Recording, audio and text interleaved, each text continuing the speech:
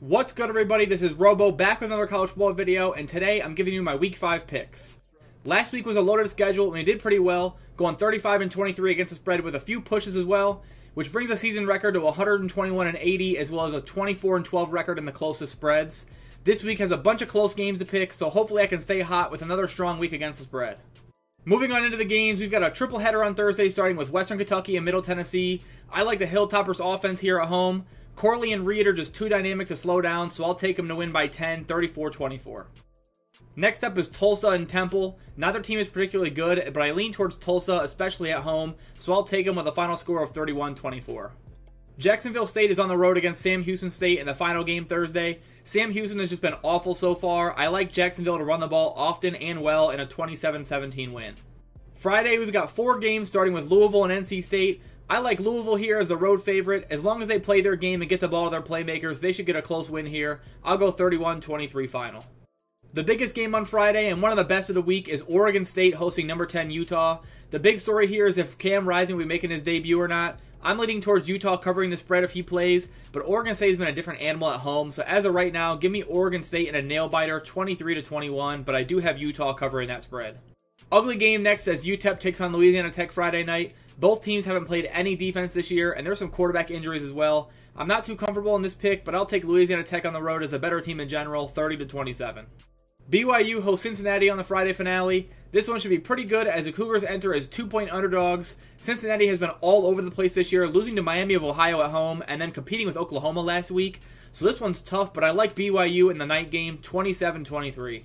Saturday kicks off with Penn State at Northwestern. Both teams coming off big wins as Penn State dominated a weak Iowa offense and Northwestern completed a big-time comeback over Minnesota. I like Penn State here easily though, 42-7. USC at Colorado will have all the attention in the noon slate, of course, with Coach Prime. Still no Travis Hunter, which will have an impact in this game, but USC's defense did not look good last week, so I expect Colorado to score some points. I don't think they stopped Caleb Williams and those playmakers though, so give me USC here, 48-24.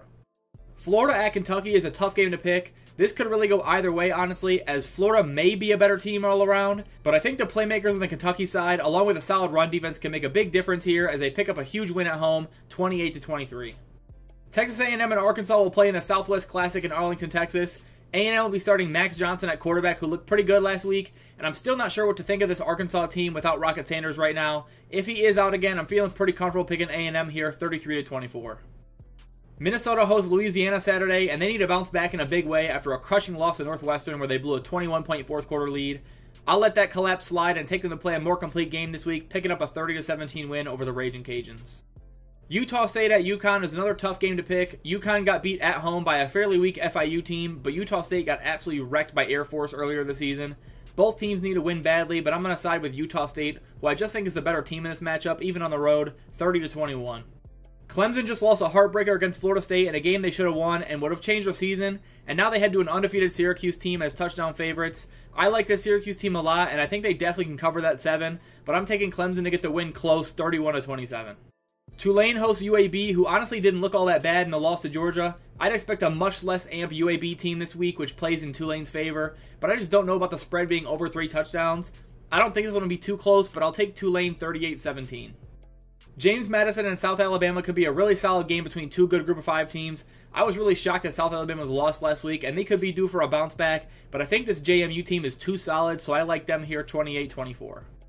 Akron and Buffalo is a rough battle of 2 poor MAC teams. This one should go either way as the spread indicates, but I like Akron to come out on top at home, 30-24. Eastern and Central Michigan will battle for in-state bragging rights in Mount Pleasant. I think CMU is favored by a bit too much here, as I think the Eagles can keep it close and maybe even pull off an upset, but I will take the Chippewas to win a tight one, 27-23. Boston College is coming off an ugly defensive performance against Louisville, and now they face a winless Virginia squad who may be capable of taking this game. However, I think Castellanos' rushing ability will be a big factor here, as I've got the Eagles picking up the win, 31-24. Miami of Ohio hits the road to take on Kent State, who's in the running for worst team in college football this season. Even at home, I'm not expecting Kent State to keep this one that close. I like Miami to pick up a road win here, 35-17. Cal will host Arizona State at 3 p.m. Eastern. This Sun Devil team is really not good whatsoever, despite the closer score with USC last week. I can see them covering here, but I think it's more likely Cal wins this game by 2 scores, so I'll take Cal 34-20. The afternoon slate kicks off with some pretty solid games, starting with Georgia at Auburn. I think this could be a potential trap game for Georgia, as they haven't really started games off too well yet. But I think second half Georgia is strong enough to cover the spread in this one. Give me the Dogs 34-17. Michigan has basically dominated a weaker schedule to start the season with an extremely slow pace of play, and now they'll head to Nebraska to take on a running quarterback making his third appearance for the Huskers. I just think Michigan's defense will figure out the scheme after a couple drives, as usual, to shut down Nebraska. And Michigan's also 6th in the country in points per drive offensively, so I'll go with a 31-10 win for the Wolverines.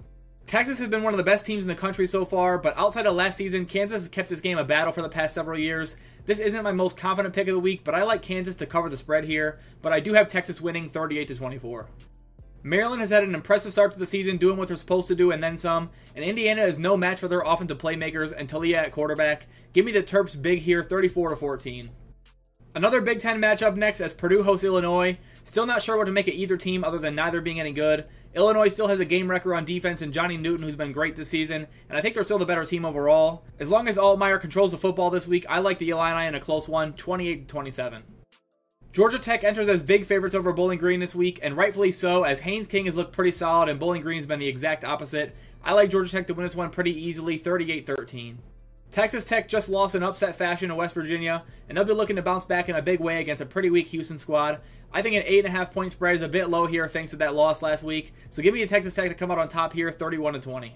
UCF put up a fight last week against Kansas State despite missing John Reese Plumlee, which I think was a much tougher matchup for them than this Baylor squad this week.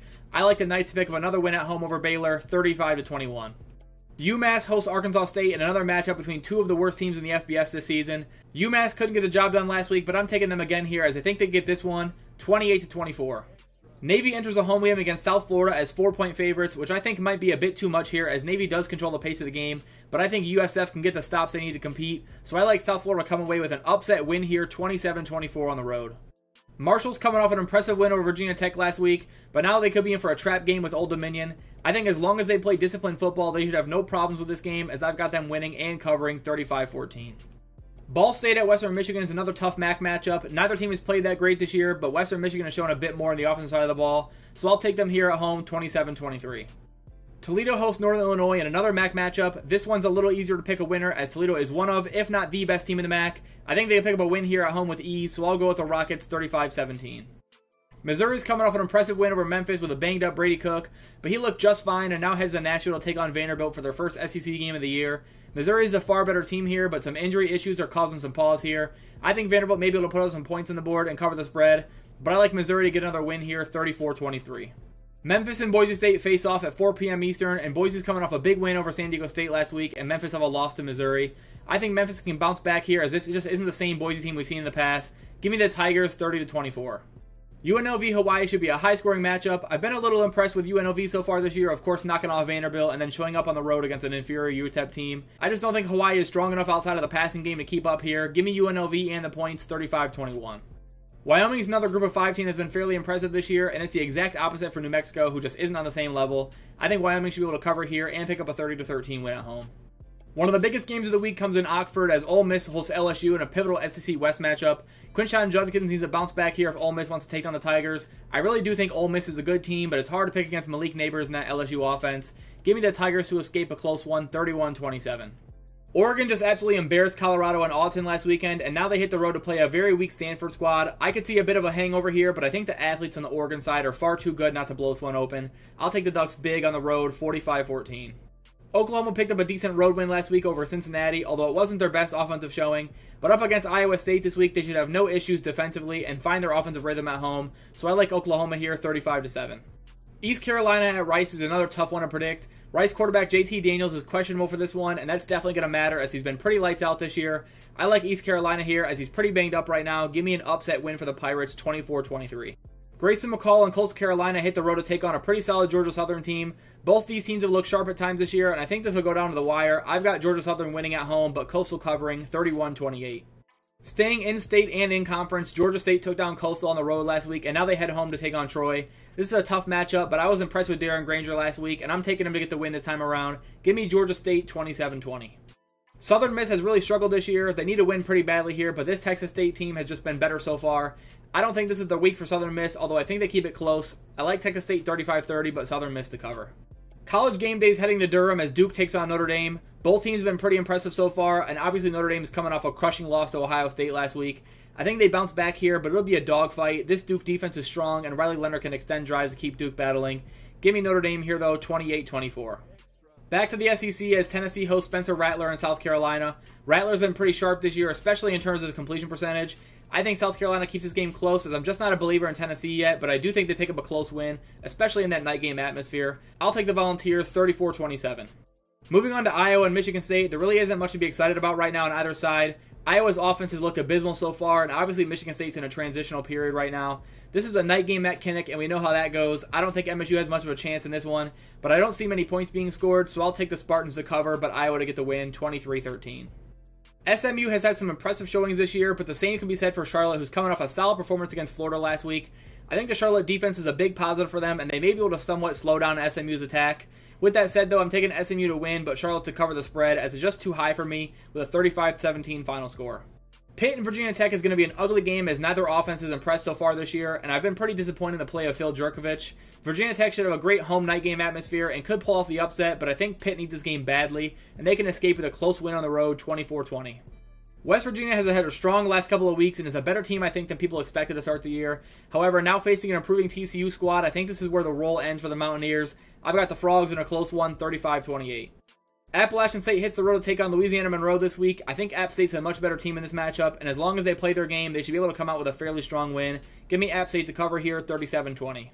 Air Force is getting close to top 25 territory, as they've been dominant to start off the year, scoring at will in the run game and playing physical defense. San Diego State is a tough matchup with their strong defense, but I think Air Force is on a roll right now, so I'm picking them to win here by 2 touchdowns, 28-14. Alabama got back on track after a really slow start last week against Ole Miss. Their offensive line has been really atrocious this season, which is really unlike typical Alabama football. But I don't really know how much that'll matter up against Mississippi State, who has not looked up to par whatsoever yet. So I think Alabama should be able to win this one pretty easily on the road. I'll take Alabama here, 35-14.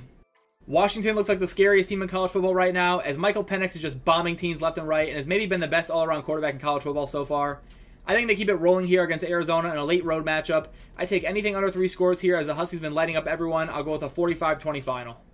The last game of the week is between now-ranked Fresno State and Nevada. Much deserved for Fresno, as they've been really dominant so far this season. I think that'll continue here against a weaker Nevada team, especially at home. Give me the Bulldogs, 41-10. That's it for my Week 5 picks. Like I said before, let's hope for another strong week against the spread to keep improving that record. Let me know down in the comments who you've got one of the bigger games this week. It should be a fun one regardless. Other than that, though, that'll be it for this video, guys. Thanks for watching as always. Feel free to like and subscribe if you haven't already, and I'll see you guys in my next video. Peace.